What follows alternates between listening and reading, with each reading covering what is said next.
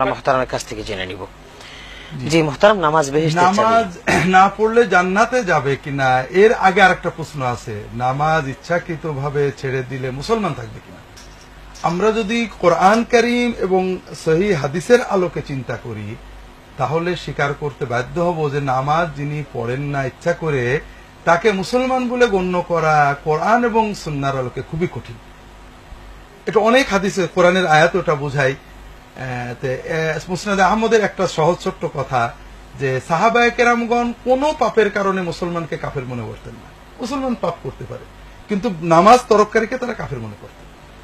এরপরও যে ব্যক্তি নামাজের গুরুত্ব স্বীকার করে, নামাজ না পড়া কঠিনতম পাপ, আমি খুবই পাপী এই চেতনা সহ যে ব্যক্তি নামাজ আলসেমি করে কাজা করে সেই ব্যক্তি মুসলমান থাকবে বলে ফুকাহারা অনেকেই বলেছেন, আমরাও বলি। তবে যে ব্যক্তি মোটে নামাজ পড়েন না ওই ব্যক্তি এই পর্যায়ে থাকে না। যে ব্যক্তি মাঝে মাঝে নামাজ পড়েন, আলসেমি করে কাজা করেন, তিনি পাপী বলে নিজেকে অনুভব করেন। কিন্তু যিনি নামাজ মোটে পড়েন না তাকে যদি বলা হয় নামাজ পড়, তাহলে সে বলবে যে আরে নামাজ পড়ে কি হবে, ও নামাজ পড়ে হচ্ছে আমি ভালো আছি, অথবা নামাজ না পড়লে কেউ আমার ইমান ভালো আছে, আমি ভালো মুসলমান।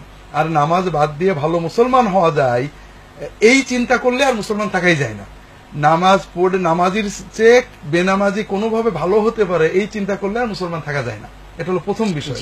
এই জন্য নামাজ না পড়লে বেহেশতে যাওয়ার প্রশ্ন তো নাই, মুসলমান আদৌ থাকে কিনা এটা হলো প্রথম প্রশ্ন।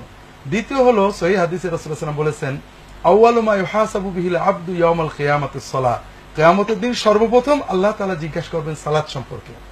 কাজেই কেউ যদি অনেক হজ করেছে, যাকাত দিয়েছে, মসজিদ বানিয়েছে, টুপি পরেছে, পাগড়ি পরেছে, আলেম ওলামাদের সম্মান করেছে, হাদিয়া, কিন্তু সালাতটা সে করেনি, তার এগুলো সবই মানে আল্লাহ এগুলো সম্পর্কে প্রশ্নই করবেন না। সালাতে ফেল করলে তাকে জাহান্নামে দেওয়া হবে।